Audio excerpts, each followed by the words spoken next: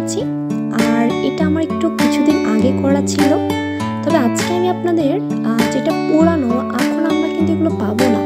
আজকে আমি আপনাদের বেলি রোডে একদিন এই সম্পর্কে ঘুরে দেখাবো।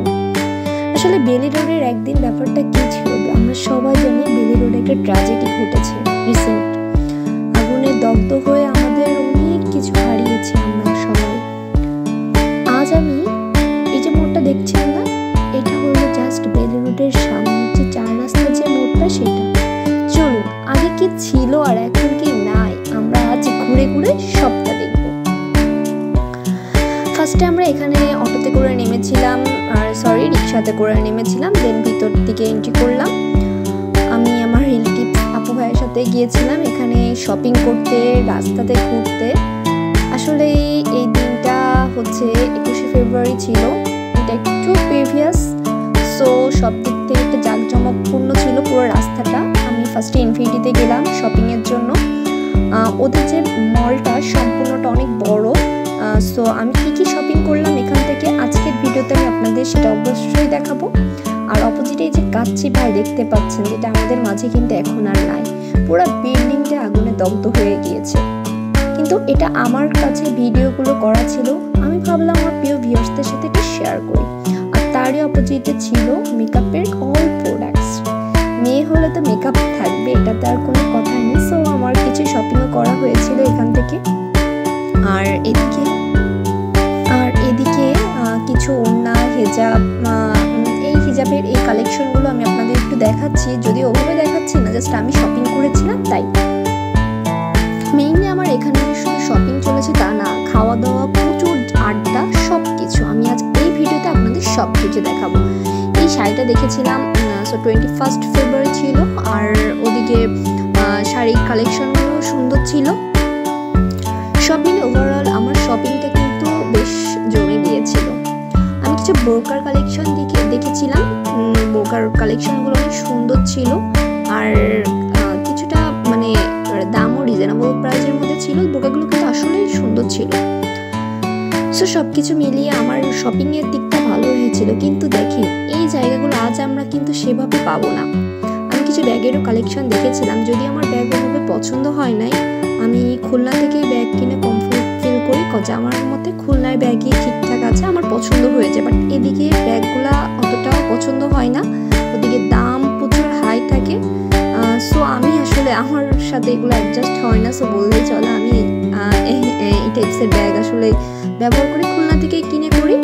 আর আমি একদিন আমার ব্যাগের লোকেশন সহ আমি কোথা থেকে ব্যাগ কিনি এবং কত সুন্দর ব্যাগ কিনি এবং রিজনেবল প্রাইসের মধ্যে আমি আপনাদের দেখাবো।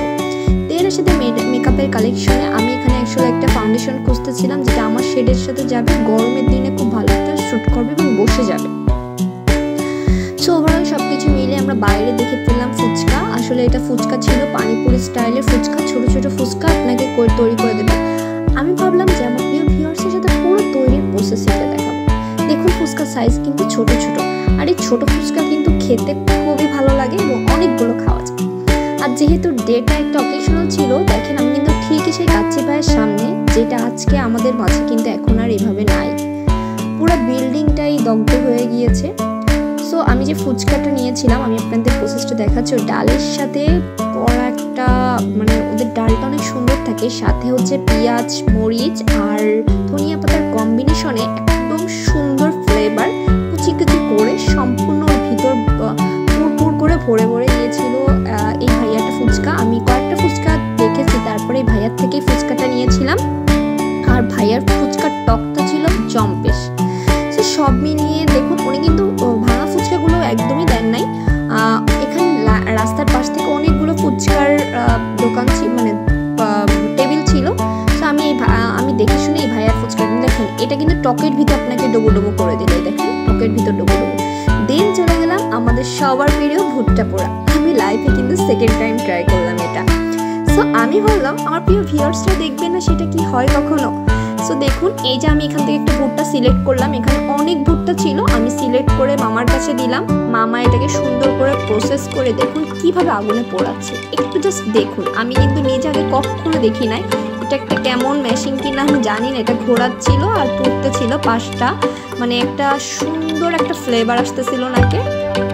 মানে কি বলবো যে ভুট্টা, আমরা তো কর্ন স্যুপ খেয়ে থাকি, কর্নের অনেক কিছু খাই আমরা, কর্ন দিয়ে অনেক কিছু খাই, সবজিতে ইউজ করি, রান্নাতে ইউজ করি, বাট ভুট্টা পোড়াটা আপনারা যারা খেয়েছেন তারা তো খেয়েছেন, আর যারা খাননি আমার সাজেস্ট থাকবে মাস্ট বি ট্রাই করা। আর এদিকে যেটা ছিল মানে উনি হচ্ছে এগুলো দেখছিল, ঘোরাচ্ছিল, যেদিকটা হচ্ছে না সেদিকটা হচ্ছিল। মামা খুব ভালো ছিল, বলছিল যে আপনারা সিলেক্ট করে নিন, এখানে ইচ্ছা মতো ভুট্টা আছে, দেখুন দেখুন ওনার ভুট্টা আপনারা সিলেক্ট করে, এখানে খোলস দেওয়া যে ময়লাটা পড়বে এটার কিন্তু কোনো ওয়ে নাই। এটা আমার সব থেকে ভালো লাগছে যে রাস্তার কোনো ময়লা কিন্তু এটার উপরে পড়তে পারবে না। তারপর যেটা হলো উনি হচ্ছে এটার উপর একটু বিট লবণ টাইপসের, উনি জানি না কি তৈরি করে রেখেছে, একটা চাট মশলা টাইপসের ছড়িয়ে দিয়েছিল। সো ভুট্টাটা খেতে কিন্তু খুব ভালো লাগছে, আর গরম গরম ভুট্টা ছিল আসলেই খুব, দেখেন উপর থেকে যে কালো যে আভাটা উনি কিন্তু সেটাকেও ঝেড়ে একদম পরিষ্কার করে দিয়েছে। আমি এবার আস্ক করলাম মামা আপনি দিনে কয়টা হচ্ছে এভাবে ইয়ে করেন? সো মাশাআল্লাহ মামার ইনকামটাও ভালো হয়, সো ওভারঅল ভালোই ছিল। দেন আমি চলে গেলাম হচ্ছে আসলে অন্যদিকে, আমার শপিং শেষে আমার এদিকে এই রাস্তার টুকটাক খাওয়া, আমার খুব ইচ্ছা ছিল একটু জুস কর্নারের দিকে মুভ করার, ভ্যারিয়াস টাইপের জুস ট্রাই করার। আর ভুট্টাটা গরম গরম খেতে, বাট গরম একদম গরম ভুট্টা, দেখুন ওনার যে মশলাটা উনি কিন্তু উপর থেকে দিয়ে দিল, সুন্দর করে র্যাপ করে দিল, আমার ভালোই লাগলো।